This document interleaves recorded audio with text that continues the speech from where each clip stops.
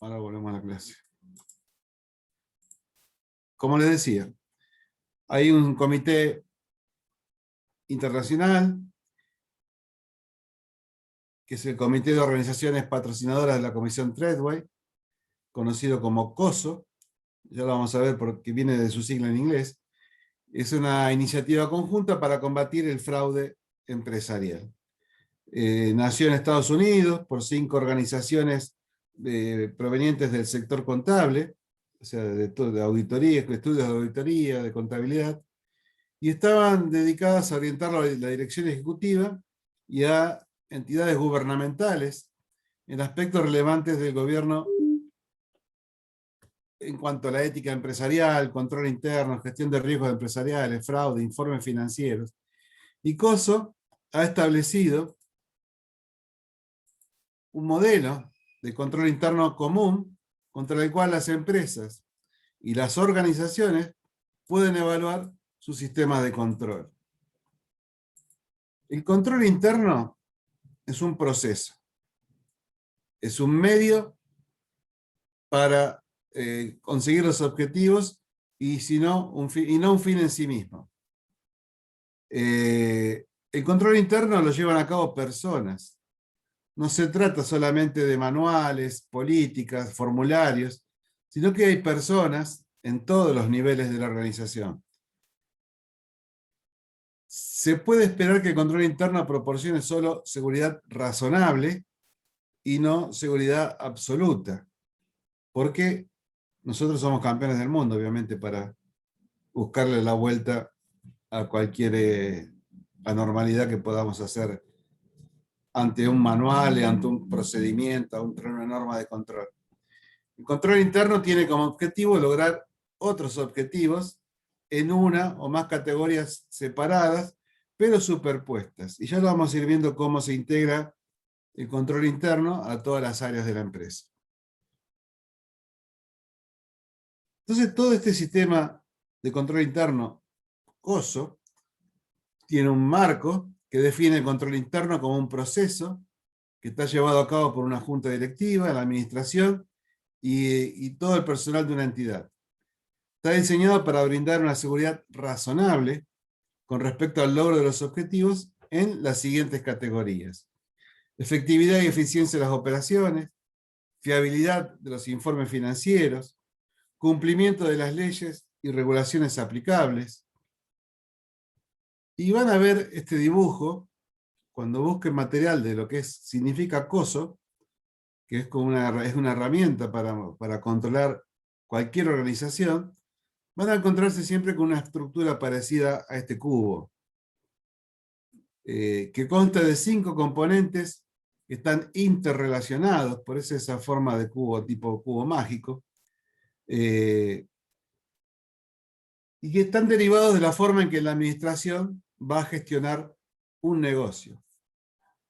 Según COSO, estos componentes proporcionan un marco eficaz para describir y analizar el sistema de control interno implementado en una organización, y tal como lo requieren las regulaciones financieras, económicas, etcétera, impositivas. Ese es el cuadro un poquito más grande para que ustedes lo vayan viendo, de cómo miden distintas áreas, funciones y los 5 niveles del marco COSO. Entonces tenemos como primer medida el entorno de control. Acá en el cuadro dice ambiente de control, es lo mismo. El entorno o ambiente de control establece el tono de una organización, influyendo en la conciencia de control de su gente. Es la base de todos los demás componentes de control interno, proporcionando disciplina y estructura.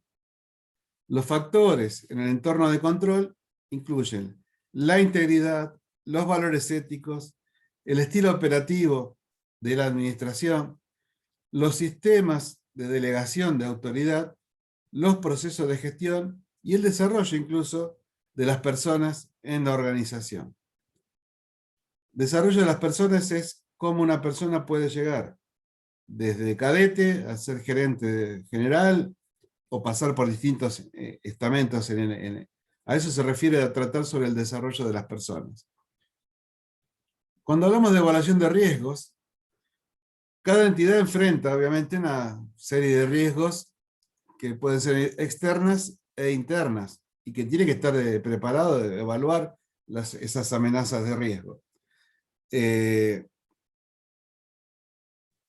Un prerequisito para la evaluación de riesgos es el establecimiento de objetivos. Y por lo tanto, la evaluación de riesgos es identificar y analizar los riesgos relevantes para el logro de esos objetivos asignados. Entonces yo me fijo objetivos y también preveo qué riesgos puedo llegar a correr. Entonces la evaluación de riesgos es un requisito previo para determinar cómo deben gestionarse los riesgos. Los 4 principios subyacentes relacionados con la evaluación de riesgos son que la organización tiene que tener objetivos claros para poder identificar y evaluar los riesgos relacionados con esos objetivos, debe determinar cómo se deben gestionar los riesgos, debe considerar el potencial de comportamiento fraudulento, dónde me puede llegar a pasar algo que pueda pasar por fraude, y debe monitorear los cambios que podrían afectar los controles internos. Entonces, tengo que fijar actividades de control. Las actividades de control son las políticas y procedimientos que ayudan a garantizar que se lleve a cabo las directivas de gestión. Ayudan a que se tomen las medidas necesarias para abordar los riesgos que puedan obstaculizar el logro de los objetivos de la entidad. Las actividades de control ocurren en toda la organización, en todos los niveles y en todas las funciones. Incluye una gama de actividades tan diversas como aprobaciones, autorizaciones, verificaciones, conciliaciones, revisión de desempeño, seguridad de activos y división de funciones. En el marco de información y comunicación, los sistemas de información juegan un papel importantísimo en los sistemas de control interno, ya que de ahí se va a sacar informes, información operativa, información financiera, todo relacionado con el cumplimiento que hacen posible la operatividad y el control del negocio. En un sentido más amplio, la comunicación eficaz tiene que garantizar que la información fluya hacia abajo, a través y hacia arriba de la organización, hacia abajo, hacia arriba, hacia los costados de la organización. Por ejemplo, los procedimientos formalizados para que las personas denuncien sospechas de fraude tienen que estar bien explicitadas y con la protección suficiente como para que nadie tenga miedo de hacer este tipo de denuncias. También se debe garantizar la comunicación efectiva con las partes externas, como los clientes, los proveedores, los entes de control fiscal, accionistas, sobre todo por las políticas y las posiciones políticas relacionadas. Y por último, todo lo que es el monitoreo, que ahí en el cuadrito se ve como ambiente de supervisión, se deben monitorear todos los sistemas de control interno. O sea, un proceso que evalúa la calidad del desempeño del sistema a lo largo del tiempo. Y esto se logra con actividades de seguimiento o evaluaciones independientes. Las deficiencias de control interno detectadas a través de esta actividad de monitoreo deben informarse inmediatamente en sentido ascendente para que se tomen medidas correctivas para garantizar la mejora continua del sistema.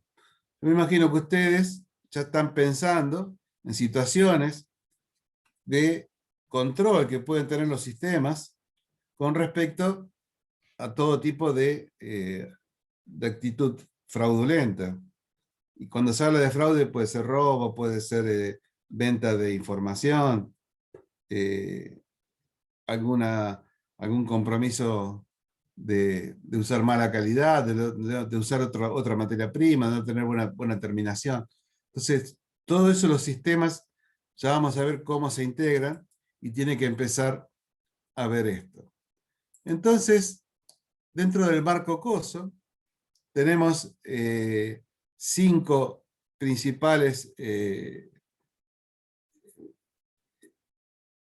objetivos, y cada uno de ellos tiene principios, que después vamos a ver cómo se adoptan estos principios en las organizaciones. Por ejemplo, cuando hablamos de ambiente de control, los principios son que demuestra compromiso con la integridad de los valores éticos, ejerce responsabilidad de supervisión, establece estructura, autoridad y responsabilidad, demuestra compromiso hacia la competencia, hace cumplir con la responsabilidad.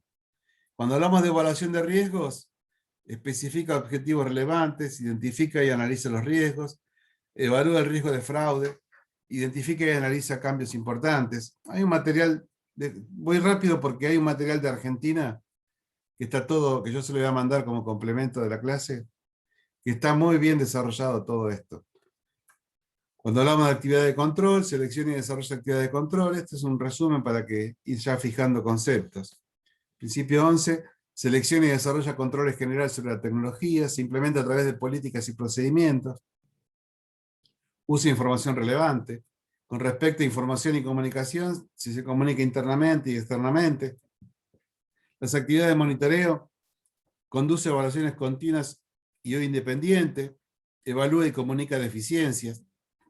Esos son los principios rectores del marco COSO. El control interno involucra la acción humana. O sea, porque acá hay mucha acción humana.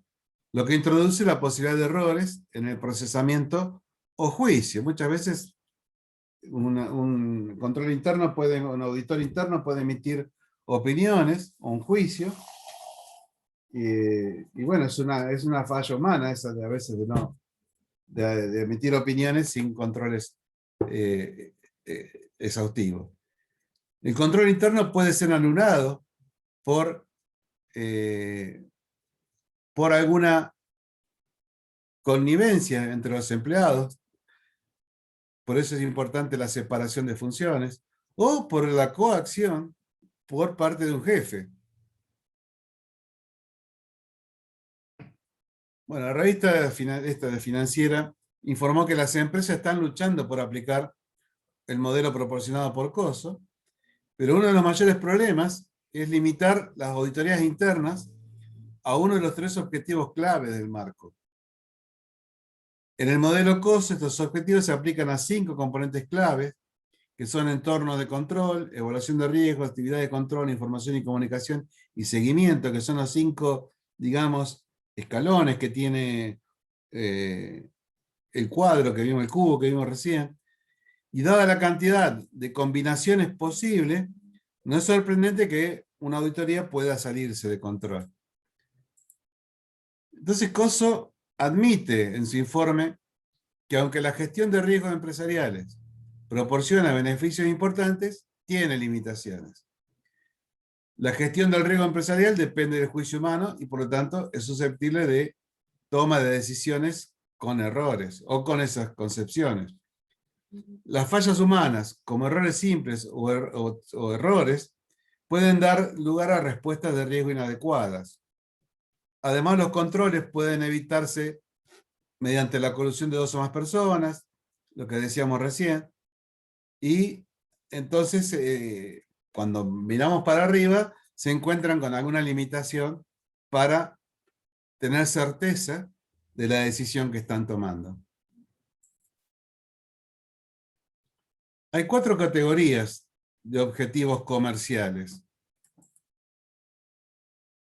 Y este marco de gestión de riesgos comerciales tiene como objetivo lograr que se cumplan los objetivos generales de una organización.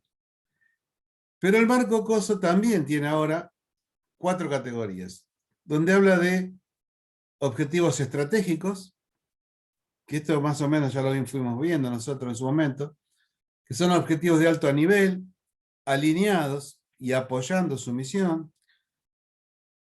Objetivos de operaciones, que hablan del uso eficaz y eficiente de los recursos. Objetivos de informes, o sea que los informes tienen que ser fiables, que salgan de los sistemas.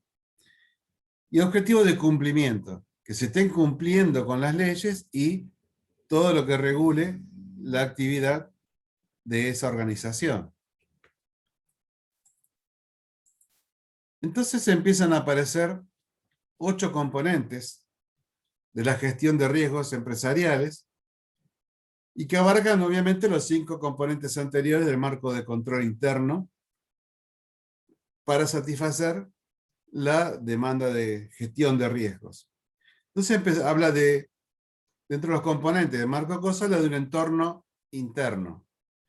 El entorno interno abarca el tono de una organización y establece de cómo las personas de una entidad ven y abordan el riesgo, incluida la filosofía de tomar riesgo. Y un apetito por el riesgo, o sea, querer demostrar que pueden cubrir el riesgo y trabajar. Nosotros ahí sí somos buenos en trabajar con crisis. Y trabajar con integridad, valores éticos, todo en el entorno en que operan. Establecer objetivos. Los objetivos tienen que existir antes de que la gerencia pueda identificar eventos potenciales que puedan afectar su logro. Si la gestión del riesgo empresarial asegura que la dirección ha implementado un proceso para establecer objetivos y que los objetivos elegidos apoyan y se alinean con la misión de la entidad y son consistentes con su voracidad por el riesgo. La identificación de eventos. Se deben identificar eventos internos y externos que afectan el logro de los objetivos de una entidad, distinguiendo entre riesgos y oportunidades. Las oportunidades se vuelven a canalizar hacia la estrategia de gestión o a los procesos de establecimiento de objetivos. Otro componente del marco COSO sería evaluación de riesgos, donde se analizan los riesgos considerando la probabilidad y el impacto que va a tener ese riesgo como base para determinar cómo deben ser gestionados entonces. Los riesgos se evalúan de forma inherente y residual también.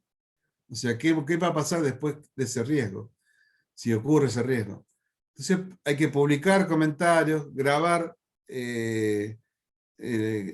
audiencias que se han ido tomando para tomar decisiones y la respuesta al riesgo. Entonces la gerencia selecciona las respuestas al riesgo, evitando, aceptando, reduciendo o compartiendo el riesgo, desarrollando un conjunto de acciones, porque en definitiva son los dueños, para alinear los riesgos con el apetito de riesgo y el apetito por el riesgo en la entidad.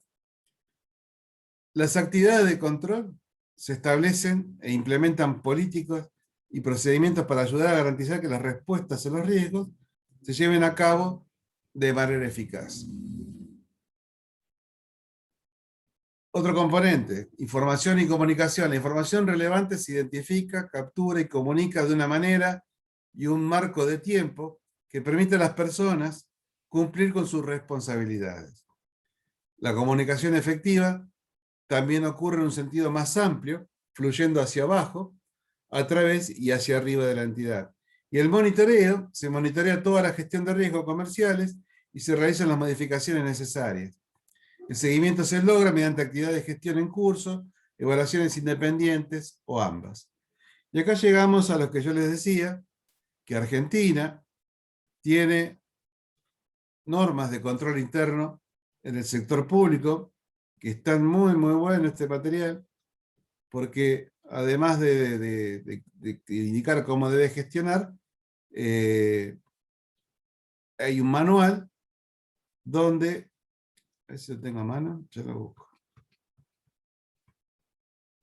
Sí, acá está.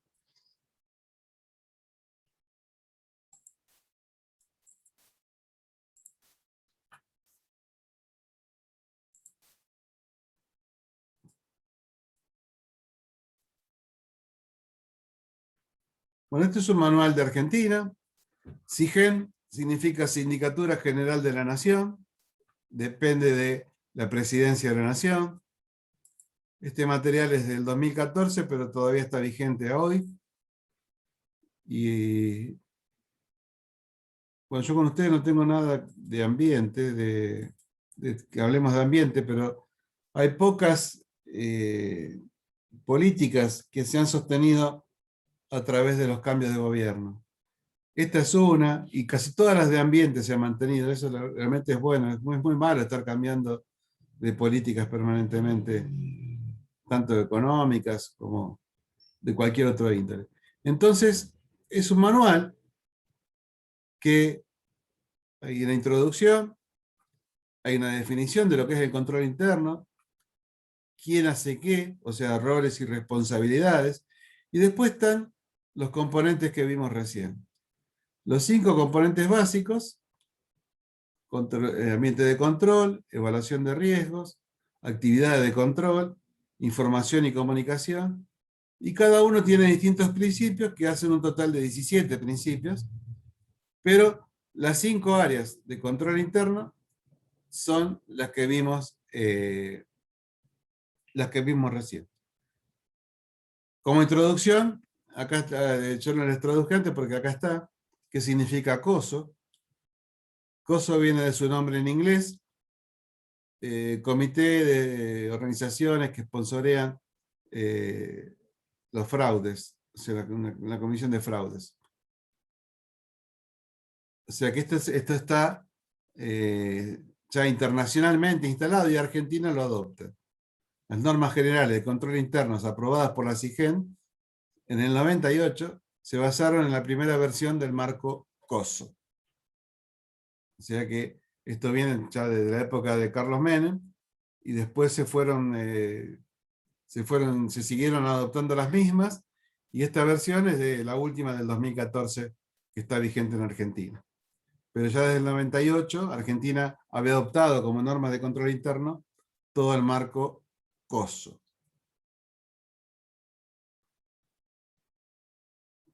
El modelo COSO actualizado se estructura en 5 componentes y 17 principios de control interno. Estos principios representan los conceptos fundamentales que deben aplicarse. Yo esto se lo voy a mandar con lo resaltado en verde, porque después abajo aparecen cosas en celeste, en otros colores. Lo resaltado en verde está marcado por mí, así que se los voy a dejar, y cuando se los mande espero que el PDF los conserve, porque a veces se borran cuando uno reenvía este material. Y si no, igualmente está el link en la presentación. Pero representan los conceptos fundamentales que deben aplicarse para alcanzar un control interno efectivo. En este sentido, Argentina va ganando 3-0. Las presentes normas se han estructurado siguiendo el citado esquema de los 5 componentes y los 17 principios, incorporando la referencia a los antecedentes u otras normas que resultaron aplicables en el sector público nacional. Establece también un nivel de madurez. El nivel de madurez es a medida que se va mejorando un proceso o conjunto de procesos, y se parte del cumplimiento de un grupo definido de los objetivos de control, normas específicas, porque después vamos a ver que también dentro de cada principio hay indicadores. Hay indicadores que van a marcar si uno cumple o no con el principio. Hay una definición de control interno para la nación. El control interno es un proceso llevado a cabo por las autoridades superiores y el resto del personal de la entidad. Está diseñado con el objetivo de proporcionar un grado de seguridad razonable en cuanto a la consecución de los objetivos organizacionales, tanto en relación con la gestión operativa, con la generación de información y con el cumplimiento de la normativa. Y acá vemos gráficamente cómo hay una gestión operativa, una generación de información que es más amplia y otra objetivo que es el cumplimiento de la normativa, que abarcaría hasta los 3 objetivos. O sea, los objetivos, considerando que los mismos presentan 3 aspectos de los cuales son abordados, obviamente esa forma de graficarlos indica la importancia que tiene cada uno de ellos.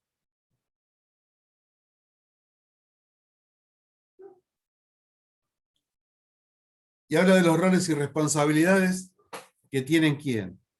Las autoridades superiores, o sea, proporcionar un grado de seguridad razonable en cuanto a la consecución de los objetivos, el comité de control para jurisdicciones y organismos descentralizados, que son también, es un ente que regula todo el funcionamiento del control interno del ente, un comité de auditoría para empresas y sociedades del Estado, o sea, tienen un comité para que haga auditoría a las empresas y a las sociedades del Estado. Un auditor interno, que es responsable de examinar en forma independiente, objetiva, sistemática e integral el funcionamiento del sistema de control interno establecido en las organizaciones públicas, sus operaciones y el desempeño en el cumplimiento de sus responsabilidades financieras también, legales y de gestión, informando sobre eficacia y eficiencia. Los demás funcionarios y empleados integrantes de la organización son responsables de aplicar estas medidas de control interno en su ámbito de incumbencia. Y ya empieza a desarrollar cada uno de los componentes del control interno. Por ejemplo, cuando hablamos de ambiente de control, está constituido por el conjunto de procesos, estándares y estructuras que proveen la base para la ejecución del control interno en la organización. El establecimiento de un ambiente de control coadyuva a estimular e influenciar el desempeño del personal de la organización con respecto al cumplimiento de los objetivos de control interno. Un poquito más grande, se me va. Ahí está. Abarca la integridad y valores éticos de la organización, los mecanismos para la supervisión por parte de las autoridades, la estructura organizacional con la pertinente asignación de autoridades y responsabilidades, el proceso para la incorporación, desarrollo y retención de personal competente y la implementación de mecanismos de medición, motivación y rendición de cuentas. Todos estos temas que estamos viendo parecieran que fueran de una actividad privada y sin embargo el mismo Estado Nacional los está adoptando. Y acá se empieza a poner jugoso porque me dice cuáles son los principios que tiene cada componente. Entonces, cuando vamos al componente del control interno, hay 5 principios, 5, que eran, ya lo habíamos visto, integridad y valores éticos. La organización debe regirse por valores, y acá empieza a desarrollar después cada punto. Incluso cuando lleguemos a los indicadores, también están desarrollados los indicadores que miden. Valores de ética e integridad deben constar en los valores organizacionales, códigos de conducta, políticas, procedimientos, como en los planes y en otros documentos internos. Responsabilidad de supervisión. Las autoridades superiores y funcionarios deben propiciar el respeto por el principio de independencia, asegurando la ausencia de incompatibilidades y conflictos de intereses. Estructura, autoridad y responsabilidad. Se debe definir la estructura organizacional y se deben establecer los niveles de autoridad y de responsabilidad que permitan generar las condiciones necesarias para el logro de los objetivos organizacionales. El principio 4 habla de competencias del personal. La organización debe poseer procesos adecuados de incorporación de personal, de desarrollo de carrera y de motivación para retener personal competente, considerando los objetivos organizacionales. Cuando habla de responsabilidad y rendición de cuentas, que se tienen que establecer claramente las responsabilidades para que puedan cumplir los objetivos, como así también la implementación y funcionamiento de los controles internos para reducir los riesgos que pudieran afectar el logro de tales objetivos. Y acá empezamos a ver los principios uno por uno, y ya hemos dicho, del de integridad y valores éticos, cuál era el principio, y acá se va a medir por nivel de madurez, el 1.1, donde acá tiene que tener un nivel de madurez 1, y el 1.1 es los valores y códigos de conducta deben ser definidos y comunicados apropiadamente a todos los agentes de la organización. O sea, uno no puede decir que no lo conoce, o no debería haber gente que no los conozca, mejor dicho. El 1.2 deben existir mecanismos para evaluar la adhesión a los valores de las personas. Estos aspectos, además de conformar bases sólidas para el funcionamiento del control interno, constituyen elementos muy importantes para generar motivación y sentido de pertenencia para el personal que se desarrolla en la organización. Los organismos para los cuales es aplicable la normativa respecto de la ética en la función pública cuentan con fundamentos esenciales para la ejecución de este principio de control interno. Y así va, principio 2, ya lo habíamos leído, y este habla de la selección y designación, responsabilidad de supervisión. La selección y designación de funcionarios tiene que realizarse mediante mecanismos transparentes. O sea, y por eso es que hoy ya casi está prohibido meter a los hijos, a la esposa, aunque algunos lo hacen igualmente, pero eso hoy estaría prohibido. Las autoridades superiores tienen que propiciar la generación de información de gestión precisa y confiable, con indicadores y reportes completos y oportunos. 2.3, supervisión sobre la gestión que realizan las autoridades superiores. 2.4, deberá constituir un comité de control integrado por un funcionario y el auditor interno titular. Entonces, estos aspectos, además de apuntar al monitoreo sobre la consecución de objetivos, sustentan la transparencia y la gestión y conforman los objetivos bases para permitir una adecuada rendición de cuentas. El principio 3, que era el de definir la estructura organizacional, también ustedes van a ver al costadito del subíndice qué nivel de madurez se le exige a cada uno de estos, digamos, subtemas de los principios.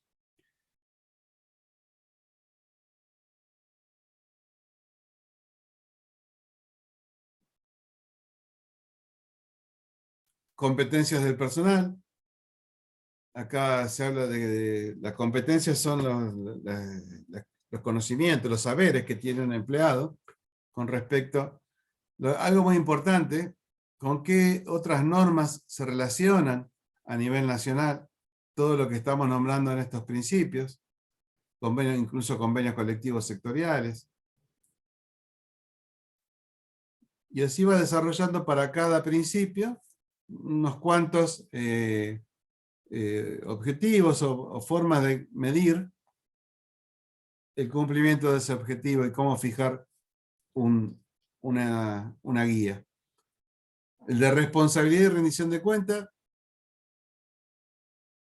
acá nos pide que se defina claramente la forma en que cada área y los distintos niveles de la organización contribuyen al logro de los objetivos de la organización, estableciendo objetivos particulares, cómo se va a medir eso, y si va a haber incentivos para el buen desempeño, y que se considere a todas las partes involucradas. Entonces fíjense cómo estos objetivos, por ejemplo, acá hay uno que ya le exige un nivel de madurez mucho más alto, o sea, cuando parte de los objetivos dependa de terceros, como empresas contratadas, convenios con universidades, empresas de grupo, deben especificarse claramente los niveles de cumplimiento esperados. Acá se puede hablar de una obra importante, por ejemplo. Detallando los productos o servicios que la organización espera recibir, los niveles de calidad requeridos y los estándares de conducta y políticas que resulten aplicables.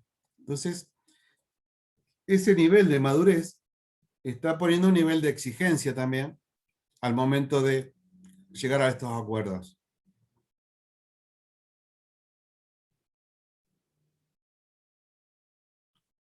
Obviamente los indicadores tienen que ser revisados cada tanto para que estén actualizados en cuanto a valores y a lo que a lo que su función le exige en cuanto a lo que tiene que marcar, para que los riesgos que puedan afectarlo estén contemplados en la organización y en el entorno. Acá hay un nivel de madurez 4. Los mecanismos de medición de desempeño, así como de motivación, que apunten a incentivar el logro de objetivos, deben contemplar la aplicación de los estándares de conducta y los controles internos definidos. Por su parte, se deben definir claramente cuáles serían las consecuencias en caso de no alcanzar los objetivos planteados. Bueno, acá, obviamente, en caso de un desvío del objetivo planteado, se debe aplicar la máxima severidad en cuanto a la pena. Acá pasamos al segundo componente y hablamos de evaluación de riesgos. Estas definiciones las habíamos leído más arriba.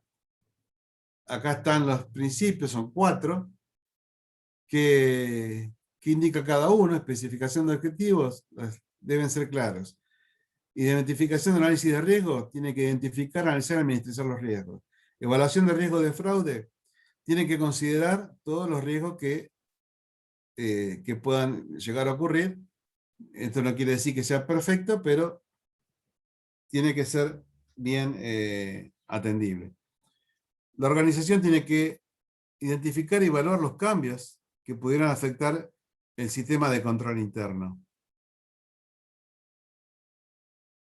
El principio 6, que habla de especificación de objetivos, este nos refiere a que los objetivos tienen que estar alineados con la visión, la misión y los objetivos organizacionales. Acuérdense que esto es aplicable a empresas del Estado también.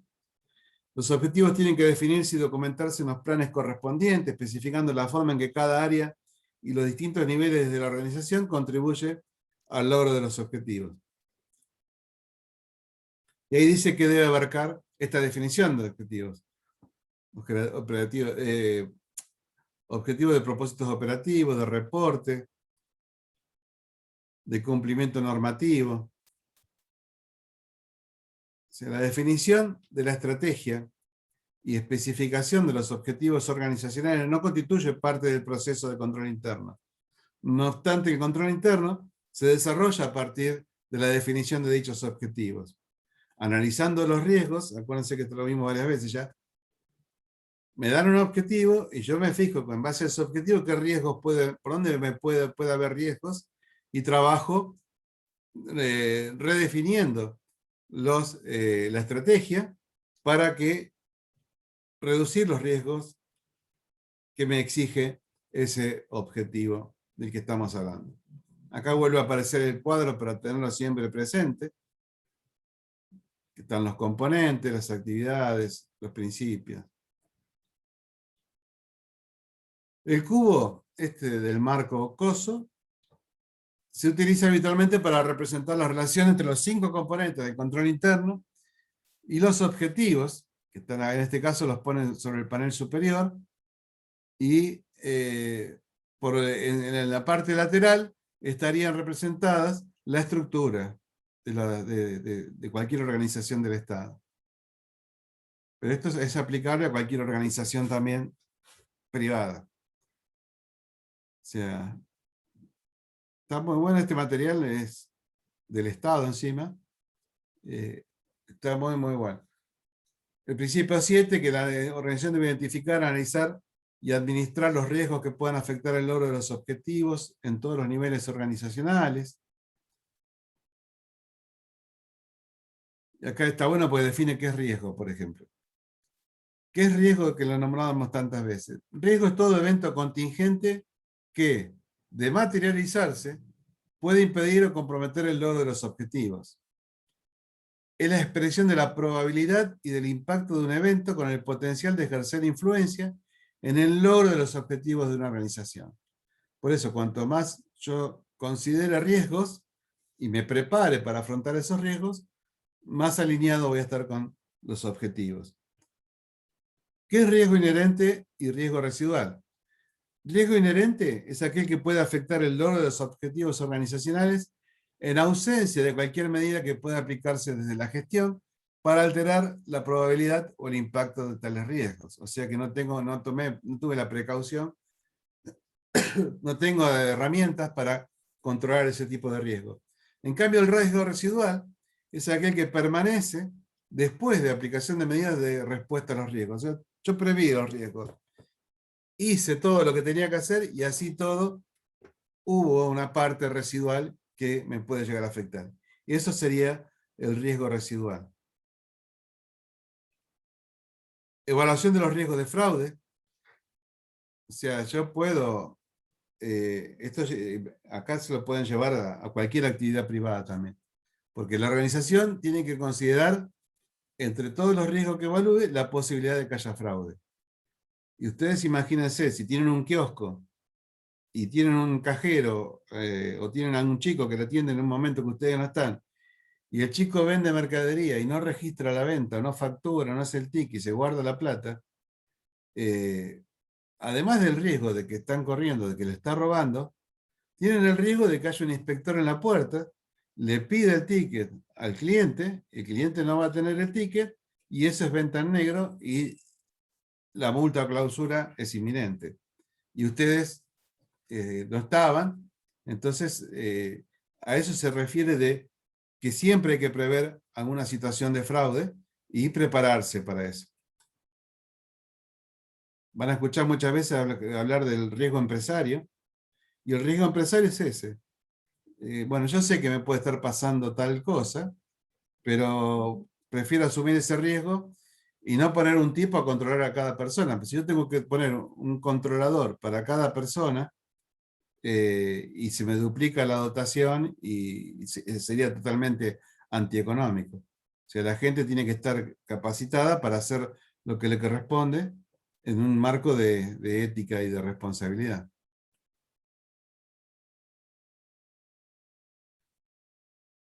Identificación y análisis de cambios, hay que estar preparado para los cambios que nos pueden afectar significativamente un sistema de control interno. Acá puede haber la forma de recibir la mercadería, la forma de evaluarla, la forma de embalaje. Hay muchísimas cosas que nos pueden afectar, cómo nosotros después vamos a controlar internamente la producción, las ventas, el stock. Y ya vamos a ir a verlo cómo funciona esto en una empresa de producción. Componente 3 sería actividad de control.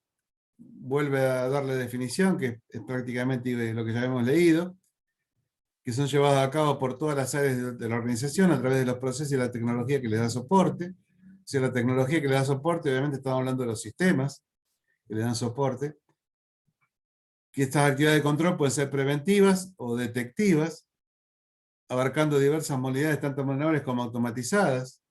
Por ejemplo, autorizaciones, aprobaciones, quién puede sacar, quién no puede, quién puede entregar, quién debe pedir permiso. Y entre estos componentes tenemos actividades de control.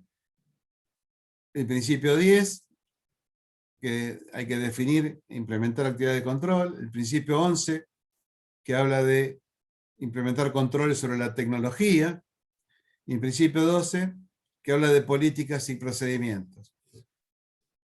La organización, cuando hablamos de tecnología, la organización debe definir e integrar controles sobre la tecnología que se utiliza en las actividades llevadas a cabo para el logro de los objetivos.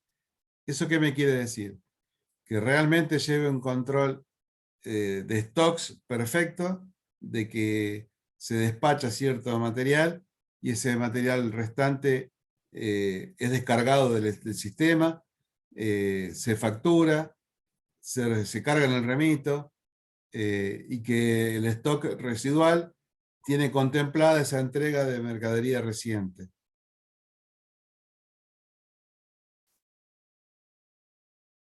El principio 10 habla de definición e implementación de actividades de control. Entonces, hay que definir e implementar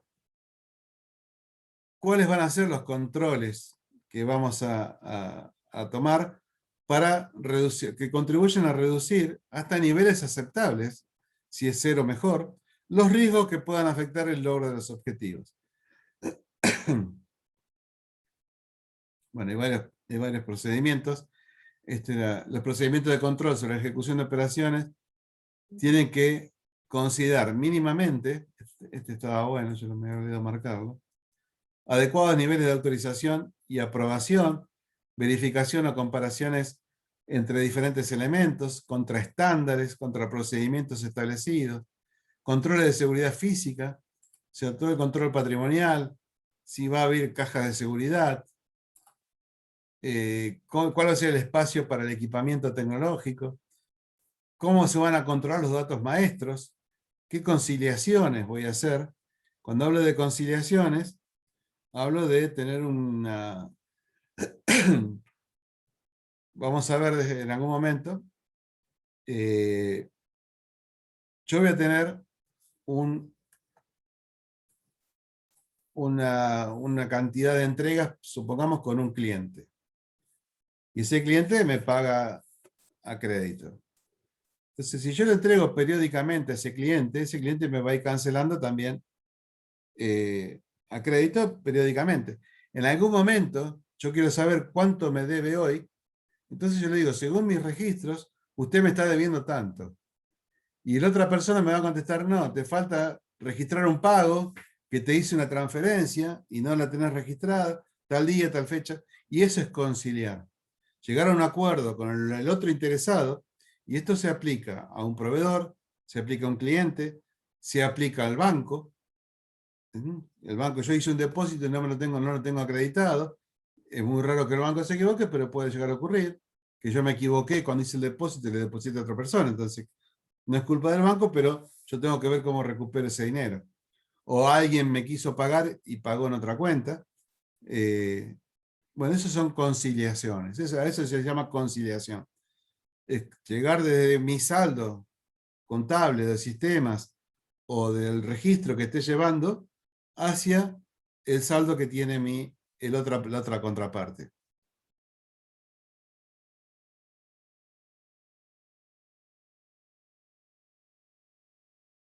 Principio 11, definición e implementación. Esto les va a gustar a ustedes porque se van a sentir muy solicitados en este sentido, que van a tener que tener definición e implementación de controles sobre la tecnología, porque el mismo del sistema también se puede prender en alguna situación ilícita.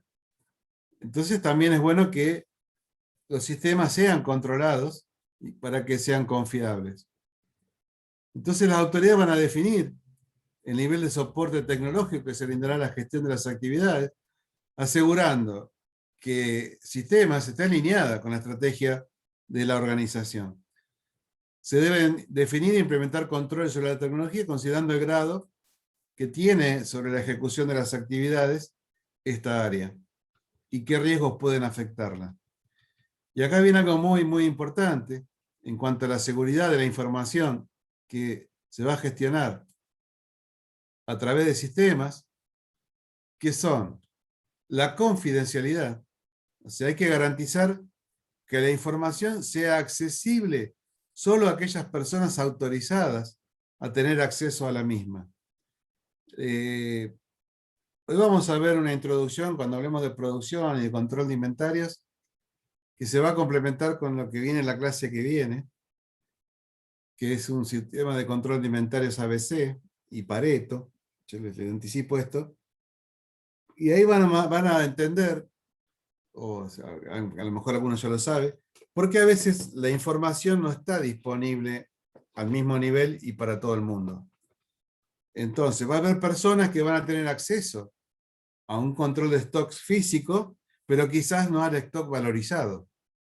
De cuánta plata hay ahí adentro. ¿Por qué? Para no tentar y para que no trascienda información que no le interesa al responsable de la guarda física de los bienes. Ya lo vamos a ver bien, pero se lo explico con esto, para que ahí ya empiezan a tener un filtro de que hay información que tiene que ser accesible para algunas personas y para otros no. Y eso es responsabilidad del sistema que la gente no acceda. Integridad. O sea que se tiene que salvaguardar la exactitud y totalidad de la información, y así como así de los métodos con los que fueron procesados. Y disponibilidad. Se tiene que garantizar que los usuarios autorizados tengan acceso a la información, no que un autorizado no pueda entrar y cada vez que necesita tiene que recurrir a sistemas porque tiene alguna traba.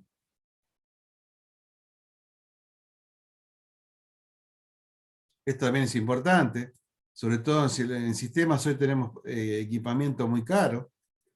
Tiene que haber controles sobre las adquisiciones, incorporaciones y cambios a la tecnología. Hoy a veces hay placas que salen más caras que la computadora. Y eso es aplicable a una máquina, no solamente a una computadora. Un PLC que tenga alguna máquina importante se lo puede llegar a robar y es algo imperceptible, a veces hasta para la guardia.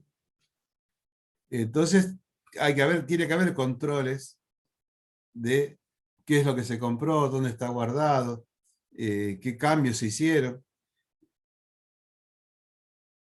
En el marco COSO, parte del enfoque clásico para el establecimiento de controles sobre la materia informática, se distinguen los controles sobre la tecnología. En un momento habla de que hay controles generales, controles de aplicación, se tiene en cuenta el grado de avance de la tecnología, la gran mayoría de las transacciones son llevadas a cabo sobre sistemas de información aplicativos que deberían registrar todo este tipo de movimientos. El principio 12 habla de políticas y procedimientos, donde dice que hay que establecer políticas y procedimientos para todas las actividades de gestión, que los responsables tienen que aplicarlas a estas políticas, se tienen que asignar las responsabilidades y definir mecanismos de rendición de cuentas con relación a la aplicación de los controles que ya me fueron preestablecidos. Esta asignación de responsabilidades debe realizarse en cada área de gestión y particularmente en aquellas que están afectadas por riesgos importantes.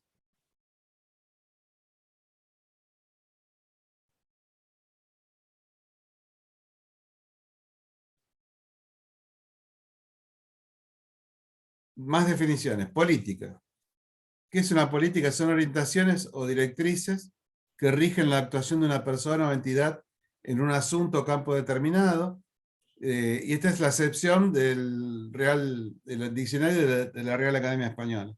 Las políticas pueden encontrarse en un documento específico o pueden ser explicadas mediante instrucciones o comunicadas de gestión o comunicaciones de gestión y de acuerdo a las características y tamaño de cada organización. Cuando es una organización muy grande, es muy difícil quizás llegar a cada uno con una explicación personal. Por procedimiento, es el método que se usa para ejecutar algunas cosas. También es la acepción del diccionario de la Real Academia Española. El componente 4, que habla de información y comunicación, bueno, hay una definición ahí que las autoridades deben poder disponer y generar información relevante y de calidad que permita el adecuado funcionamiento del control interno. O sea, yo tengo que tener acceso a una información para poder comunicar parte de la gestión. A eso se refiere de el libre acceso según la jerarquía de cada persona responsable. Acá también hay 3 principios, donde está la relevancia de la información, de las comunicaciones internas y de las comunicaciones externas. Entonces, obviamente de relevancia de información, los requerimientos de la información de los niveles medios y operativos de la organización tiene que ser clara, concisa, con los objetivos que tiene que alcanzar esa área. Cuando hablamos de un nivel de conducción o de mandos medios, tiene que tener reportes de cumplimiento y de rendición de cuentas. Acá puede haber, por ejemplo, un cajero que tenga, o un supervisor que tenga responsabilidades sobre finanzas. Puede ser un encargado del sistema de repuestos, que también se maneja mucho dinero y hay muchísima responsabilidad. Entonces tienen que estar claramente cuáles son las fuentes de información relevantes, tanto internas como externas.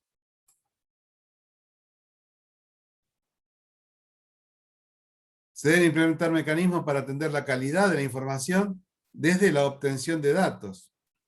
Entonces, acá empieza a hablar de la calidad que tiene que tener esa información, tiene que ser accesible, o sea, tiene que ser sencillo para la persona que va a hacer una comunicación, obtener la información de los sistemas, y tienen que saber dónde está esa información, cómo buscarla y cómo descargarla y cómo procesarla. Tiene que ser correcta, obviamente, porque los datos utilizados van a ser base de la información y tienen que ser confiables y completos. tienen que haber una forma de que tenga una validación que contribuya a la integridad y confiabilidad de la información. Tiene que estar actualizada. Obviamente, si yo tengo que hacer un reporte hoy, no puedo usar los datos a fin de mes. Estamos a 28, entonces yo debería tener un dato más cercano y no hacer una información que ya tiene un mes. Tiene que estar protegida. O sea, se debe restringir el acceso a la información crítica, de modo que solo el personal autorizado pueda acceder a ella. Tiene que ser suficiente. Si la información tiene que ser apta para la persona que va a procesar esta información y que no afecte la eficiencia y el riesgo de errores de interpretación. O sea, que sea una información suficiente. Tiene que ser oportuna, debe estar disponible en el momento que sea requerida, tiene que ser válida, o sea, obtenida de fuentes confiables, de acuerdo a procedimientos que ya fueron preestablecidos, y que tienen que reflejar con precisión los hechos, tiene que ser verificable. O sea, tiene que haber un respaldo de evidencia de que esa información es correcta. Conservable, o sea, la información tiene que estar disponible. Si yo hago un reporte hoy y lo quiero sacar pasado mañana, no puede ser que no se pueda volver a generar. O sea, esa información tiene que estar disponible por un tiempo necesario. Quizás yo hoy no pueda sacar una información al 28 de junio del 2018. Quizás sí tenga el cierre de junio del 2018, pero ahí a veces pero por razonabilidad hay que tener esa posibilidad de volver a acceder a la información que fue generada en algún momento con los mismos parámetros en cualquier momento que yo me pare. Las comunicaciones internas, obviamente, habla de qué vamos a comunicar hacia adentro de la organización, por ejemplo, valores, políticas, objetivos, importancia de los controles internos, roles y responsabilidades de las autoridades y demás empleados, mecanismos para que todo el personal pueda reportar internamente cualquier desvío o evento que pudiera comprometer el funcionamiento al control interno, por ejemplo, faltas al código de conducta, al manual de procedimientos de la empresa. Eso algo vimos en la clase pasada o para el parcial anterior. Siempre revisar periódicamente la validez de lo que está escrito. Comunicaciones externas, obviamente habla de la comunicación hacia afuera de la organización y hay que contemplar canales oportunos y adecuados para informar sobre la gestión, canales para interactuar con otros organismos, canales con los organismos de control que pueden tener la misma organización, canales adecuados para interactuar con proveedores u otras organizaciones, por ejemplo, universidades, proveedores del Estado, etc. Y ya cuando vamos al último componente, que es el de control interno, perdón, el último componente de control interno, que habla de la supervisión, que abarca todas las evaluaciones aplicadas para determinar si cada uno de los componentes anteriores están funcionando. Acá tenemos dos principios que la organización debe definir en cuanto a evaluaciones. La organización debe definir, desarrollar y ejecutar evaluaciones de forma continua para determinar la suficiencia y adecuado funcionamiento de los componentes de control interno. Con respecto a la evaluación y comunicación de las deficiencias, la organización tiene que poder comunicar oportunamente deficiencias de control interno que se detecten para que los responsables puedan adoptar acciones correctivas necesarias. Bueno, volvemos a hablar de cada uno de los principios.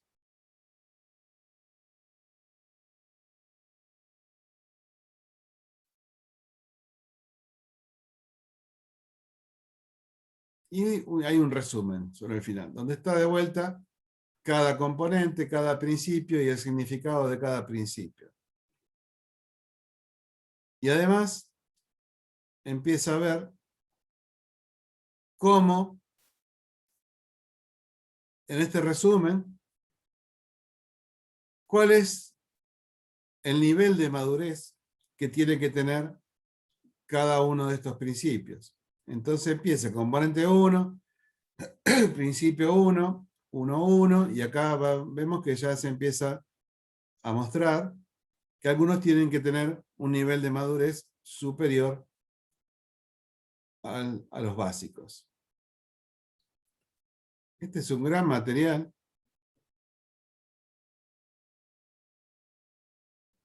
Hecho por el gobierno, pero a mí me vino espectacular a nivel de docencia, y también a ustedes para estudiar les va a servir, porque son principios rectores para cualquier organización. Y ahora vamos a ver cómo se aplica esto en el sector privado. Yo este material se lo voy a mandar, voy a tratar de mandarles el mío, para que igualmente en la presentación está el link para ir a buscarlo. Pero tengo que compartir esto.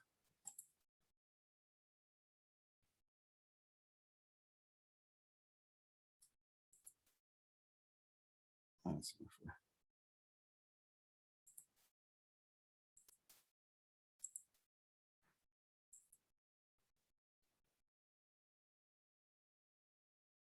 Bueno.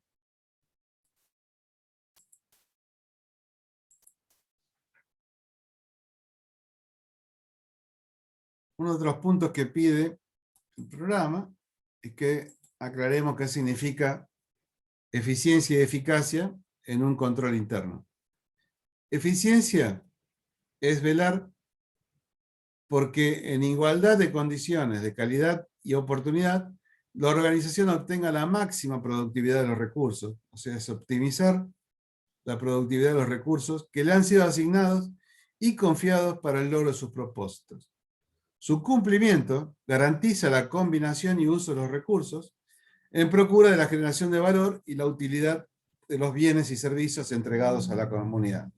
O sea, eso es eficiencia, optimizar los recursos que nos pusieron o que nos dieron para cumplir un objetivo o una encomienda.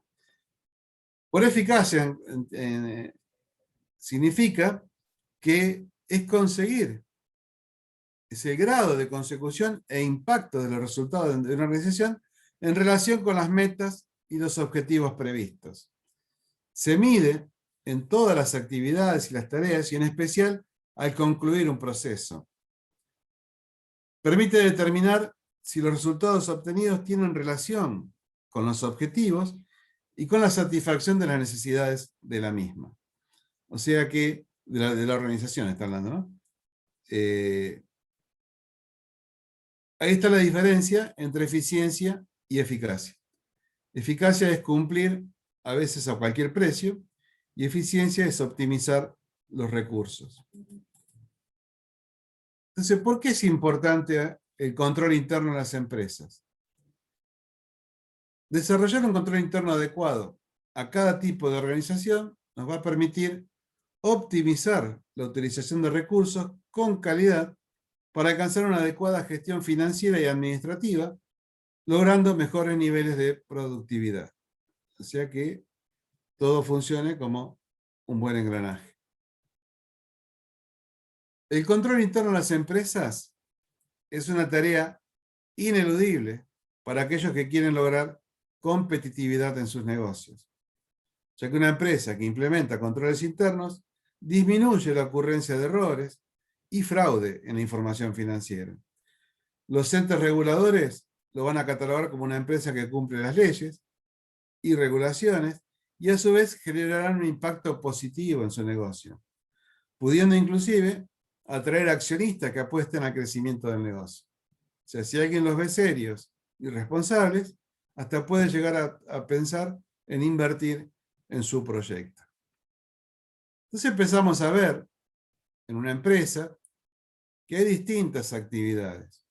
Entonces, si vamos a la función de compras, vamos a ver que hay un requerimiento que va a ir a compras, compras pedirá cotizaciones, después en base a esas cotizaciones debe haber un procedimiento para que a quién se le adjudica la compra, se compra y esa persona va a enviar productos para los cuales tiene que haber una recepción que va a verificar cantidad y calidad de lo que está comprando. No obstante eso, si hablamos, por ejemplo, de materias primas, puede ser que haya otro control de calidad que verifique la calidad de la materia prima que va a ser metida a producción. Va a haber un depósito que va a guardar toda esa materia prima, y si todo esto coincide, desde lo que se mandó a comprar, lo que se compró, lo que se recibió, la calidad de lo que estamos comprando, y está en nuestro depósito ya cargado, esto va a ir a controlarse contra la factura del proveedor. Porque después de esto va a haber que pagarle. Si vamos a ver una función de ventas, es más o menos parecido. El vendedor se va a juntar con un cliente y le va a proponer una operación.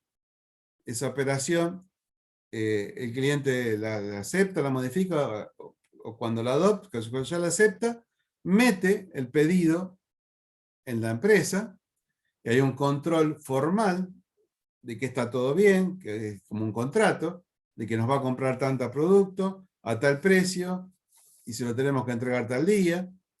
Si va a tener que comprar financiado, qué capacidad de crédito tiene esta empresa, quién lo evaluó, quién avala que esta persona sea responsable y vamos a terminar cobrando.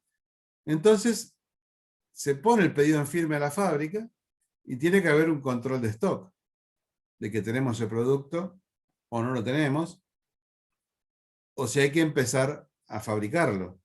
Entonces se va a preparar toda esa producción, se hace la producción hasta que se obtiene el producto terminado para que sea enviado al cliente.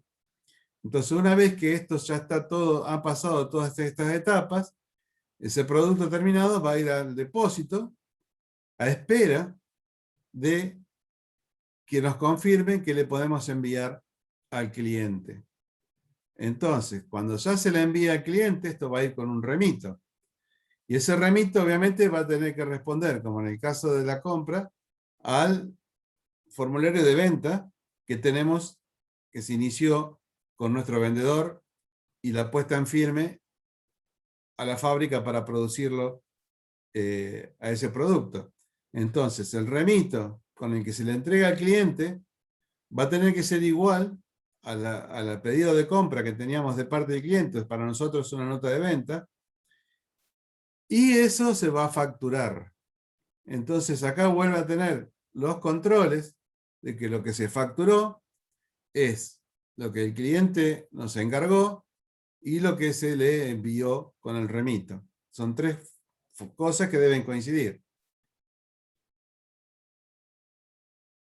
Recién decíamos que si comprábamos había un circuito de pagos.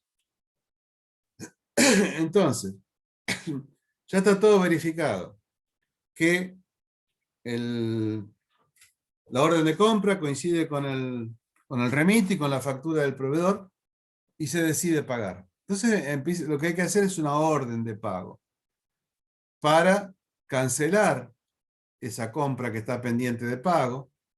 Entonces se va a emitir un cheque. Generalmente puede haber una primera y segunda firma. Esto se usa mucho en las empresas, en cualquier empresa, pero en la empresa mediana para arriba se usa mucho la segunda firma para que el tesorero no tenga la libre disponibilidad de los fondos, y quizás a veces se exige la firma del dueño. Acá lo que se usa también es que haya un poder de 4 personas cruzadas, grupo A y grupo B, donde hay 2 personas que firman como grupo A y 2 personas que firman como grupo B, porque en caso de ausencia de uno de ellos, no, no se podría emitir el cheque. Y así también se puede poner una limitación de que 2 personas, supongamos que el grupo A es el tesorero y el contador, y grupo B es el dueño y el gerente de producción. Entonces, un A con un B pueden firmar siempre, pero dos A no pueden firmar, y sí dos B. O sea, todas esas cosas, esas combinaciones se hacen mediante un poder que lo hace una escribana pública. Pero superado este control de las primeras y segundas firmas, hay que darle el cheque al proveedor para que lo cobre. Entonces el proveedor va a ir al banco y va a cobrar, y hay que registrar todo este pago en todos los sistemas y conciliar con el banco de que se haya cobrado el cheque. Entonces, esta orden de pago va a tener un control también anterior, que va a ser la orden de compra del proveedor, donde él se comprometió a comprarnos a un precio, y esto tiene que coincidir con el precio que estamos pagando. O sea, no tiene que haber sobreprecios, no tenemos que estar pagando de menos. Entonces, esto no es que arranca desde una orden de pago así aislada, sino que viene del procedimiento de compras para poder pagar. Lo mismo ocurriría con un sistema de cobranzas.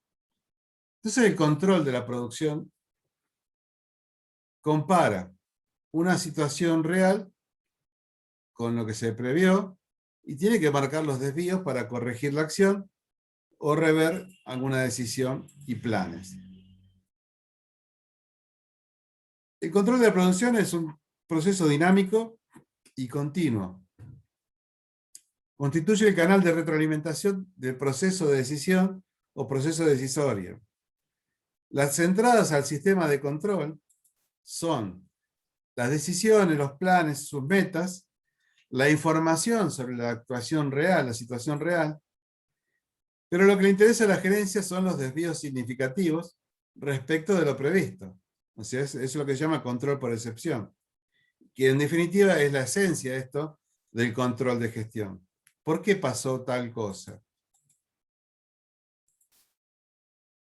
Los métodos para planificar y controlar la producción varían en función del tipo de producción.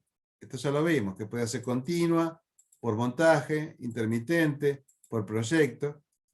Entonces, de estos modelos, hay modelos computarizados que están disponibles, pero no son aplicables a todos los casos. Hay distintos,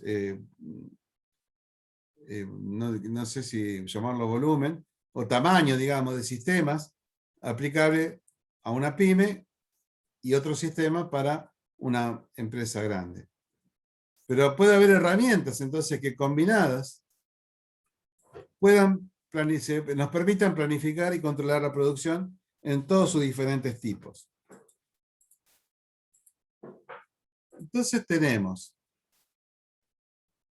por un lado, acá vemos, si vemos todo esto como un gran sistema, ¿cómo se integran los sistemas de control? Acá vamos a ver cómo se integran los sistemas de control. Todo lo que vimos recién, ¿cómo se integra? Por ejemplo, la compra y recepción de bienes.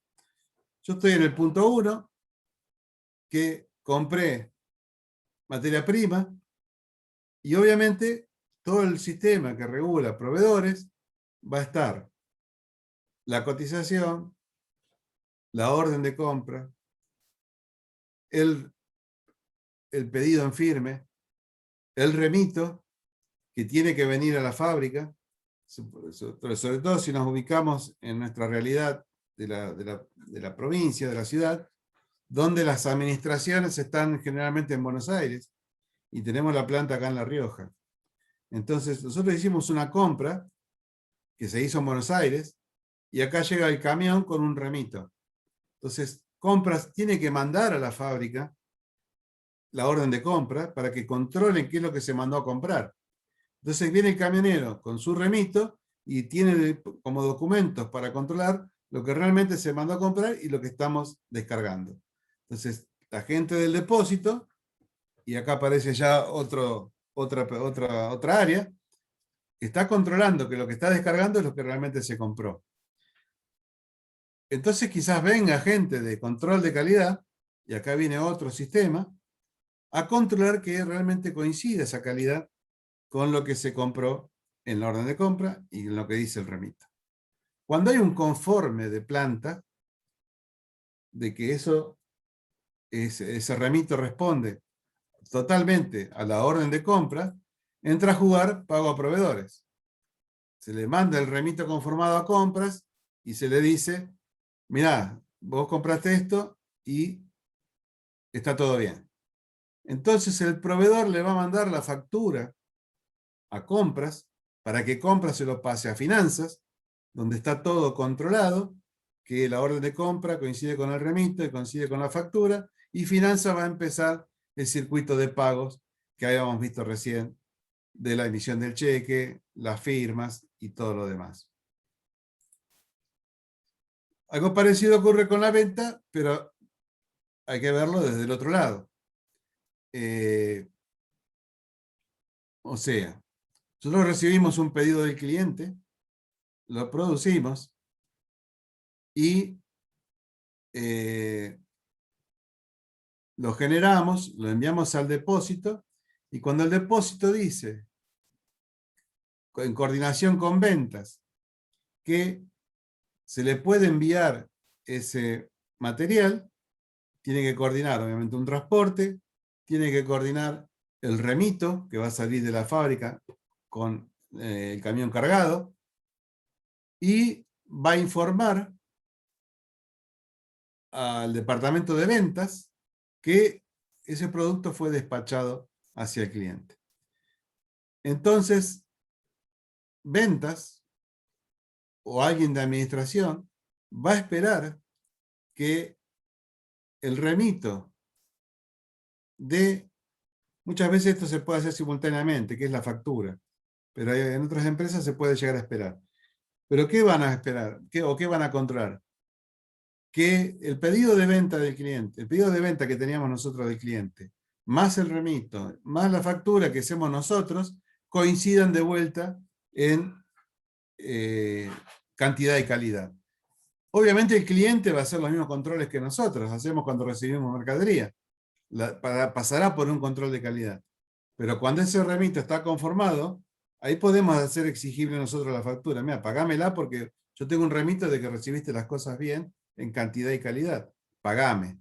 Y ahí empieza a funcionar el sistema de cobranzas.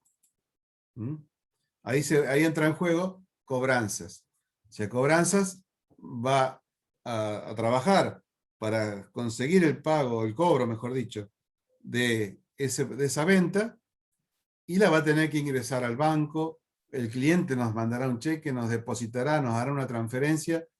Todo eso ya tiene que estar procedimentado para que se cierre el circuito de la venta y la cobranza. Todo esto lo hace gente que está en el área de producción. Y ahí empiezan a jugar todo lo que es el sistema de control de inventarios. ¿Por qué? Porque está la descarga, de la entrada de materia prima, la producción que fue a proceso, la que fue a productos terminados, que después se termina despachando. Acá hay un sistema de control de producción muy fuerte que va registrando paso a paso cómo va evolucionando nuestra producción en proceso. Y como le decía recién, en el medio hay gente que hace todo esto.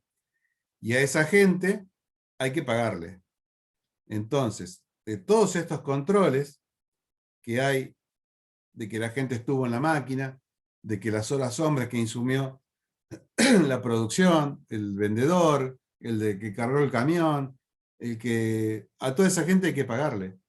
Y hay un control entonces de personal, los sistemas de controles del personal, que van a proceder a decir que sí, esa persona estuvo en la máquina en tal día, tal hora, entró a tal hora, se fue a tal hora, y hay que pagarle, y va a haber un sistema de liquidación de sueldos que va a registrar todo lo que las personas hicieron y que le corresponde recibir sus saberes.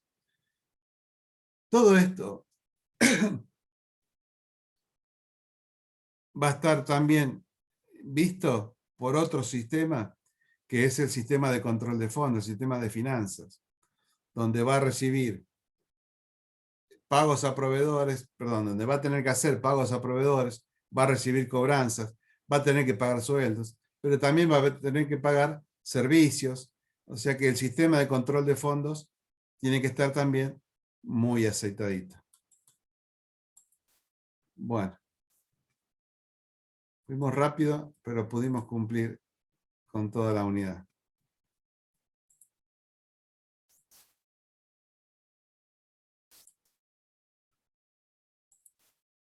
¿Qué les pareció, muchachos?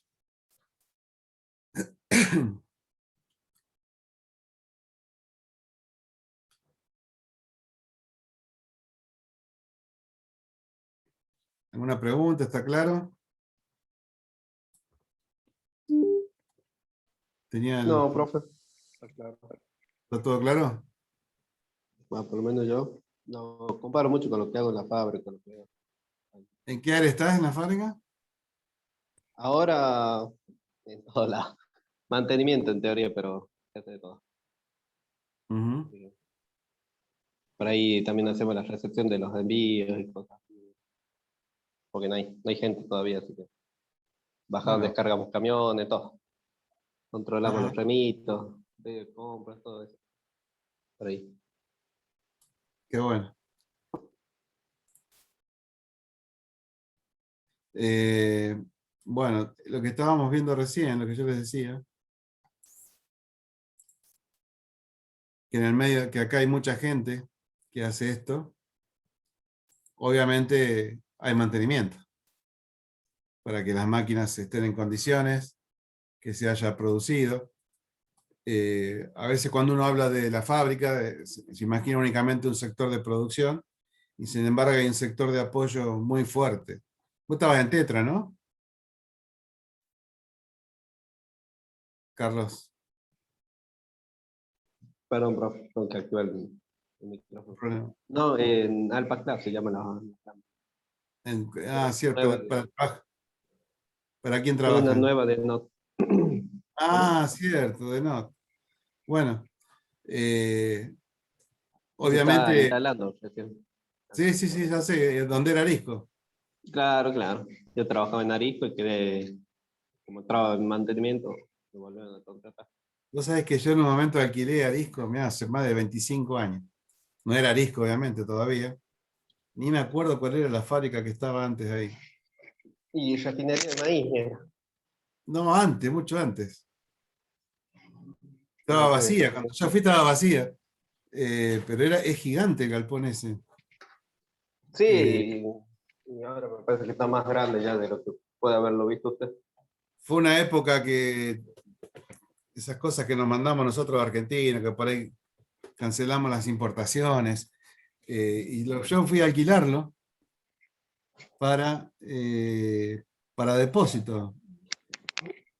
Lo alquilamos para depósito alternativo, teníamos tanto material, Para Tetra. previendo, claro, previendo no que se iba a cerrar la importación, anticipamos un montón de compras. Y no teníamos dónde ponerlo, y es un material de riesgo porque es papel. Si se moja es una pérdida Claro. in- incalculable. Así que tenía que estar en algún lugar, y está muy buena la fábrica.